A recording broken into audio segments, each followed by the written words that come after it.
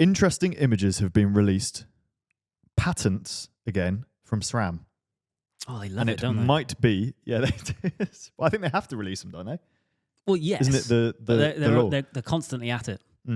So this might be the new SRAM Red.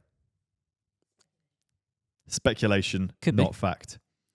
Basically, it's an image of a shifter, like, what would you call it? A pattern image, blueprint. Is that what a blueprint is?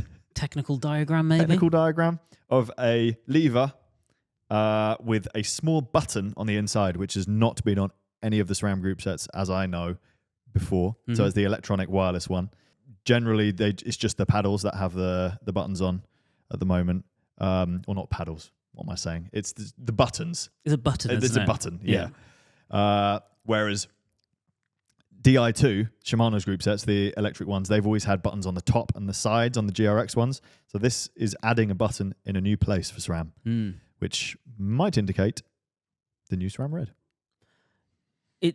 Doesn't it say in the patent, activation of the button unit may initiate the generation of signals relating to shifting, pairing, derailleur, trim operations, power management. They're basically... That could be anything. They're saying they're probably saying with that, it can be programmed to whatever you want. That would be cool. Which I think is what the top one on Di2 used to do anyway, isn't it? Yeah, that's like really... I love that. Because I know Chris Hall, one of our mates, he definitely used to have his top buttons to flick between his Garmin screens. Yeah. What the big thing that annoys me about using SRAM wireless, SRAM electric, is the fact that you have to change the front mech. If you have a front mech, you have to press both buttons at the same time, which means you can't do it with one hand. Yeah, okay, yeah. I think you can change it. You can put it in like synchro mode or whatever, but if you've got it set up normally, you have to press both at the same time. This means you could have your front shift set to either of those buttons. So you could shift front ring if you had your hand off, like if you're eating a gel or you're reaching in your pocket and suddenly the gradient changes, you want more buttons, better. Up to a certain point, I'm sure. Yeah. No, yeah, like having options is good. This would be really welcome. Also, the shifter looks very nice and small in the picture. Yeah. Compared to the existing SRAM Red, which when it first came out, I think was fine. There was nothing to compare it to. But then since the Force and Rival got released, and they're really sleek and small, yet they're hydraulic, but they managed to squeeze the reservoir into the really neat looking shifter and really nice feeling shifter. Going back to the SRAM Red, which is a more expensive group set, feels big and clunky and old. I've got the old Force on my gravel bike, and I want Force. The current Force. Oh, sorry, the big shifter one. Force. Yeah, big shifter Force. Yeah, right, and right. I want to change it. I'm not going to because that would be an outrageous waste of money. Because we got the new Force on the two matching bikes here at Cade Media, which is also the same as my Rival, which I have on my road bike. It's just great, isn't it? Yeah. And it's pretty much identical. Like the shape of the shifter. Yeah, small, neat, wicked. But yeah, the SRAM one, Red needs to be updated, and we've been saying it for ages. So hope it happens soon. Looking at this photo, though, that is a very small shifter. I had to bring up the photo. There is no way that that's a mechanical shifter, is there? As in, not hydraulic brakes. Can't possibly be, can it? Why? Well, they surely and not do. Everything they do now is hydro, isn't it? Like hydraulic braking. No, you can still get a Red and a Force. I have one. But they're phasing not the new stuff. Out, Yeah, they're phasing it out. Yeah. But that shifter looks very small. Yeah, it's one of those things that technically does exist still, the Force, but Nick had one, and now I don't think he can get another one in the shop. Yeah. I bought the last one. I'm actually really excited to try Di2 versus SRAM, to be honest. I've ridden SRAM for a long time now, and I think I look at 105 Di2. I think it looks great. Yeah.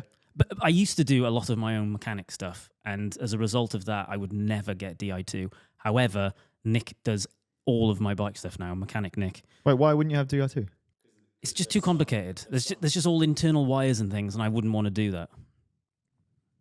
I don't mind doing like internal cables because you just feed it, but like the wire side of stuff always is just too much for me to want to do myself. That's easier than cables.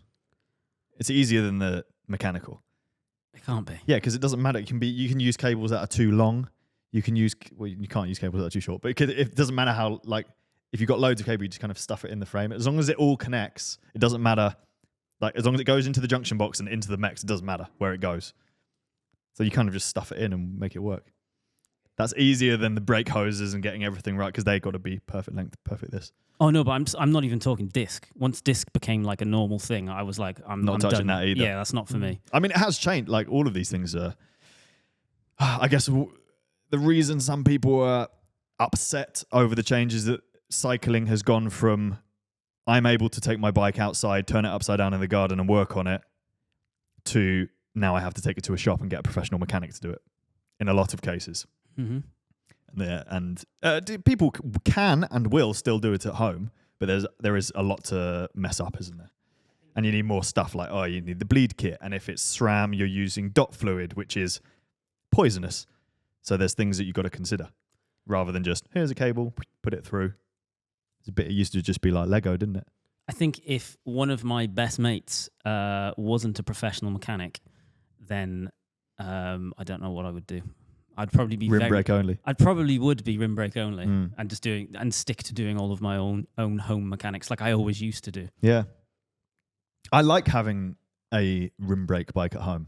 I've got the Scott Addict, the one that they would give to the UCI racers, the young racers. And it's like I think it is just an old Addict RC frame repainted, but having that in my house makes me happy because I know if something does go wrong with it, I can fix it in my kitchen. Yeah. Now, most of the tools are here, but I've got enough in my garage to be able to completely service that bike. Whereas there's something about that, I'm like, yeah, that's nice. I'm very happy knowing that one of my mates is a professional mechanic and I have a roof rack on my car. Multiple of your friends are professional mechanics. Yeah, it's true. You're never going to be without someone who can help you with your bleed. And to be fair, I filmed so many bike builds, I think I could probably do it myself anyway. It's not hard, is it? Yeah. It's easy. I'm expert with the bleed kit anyway now. Now I've done my earwax.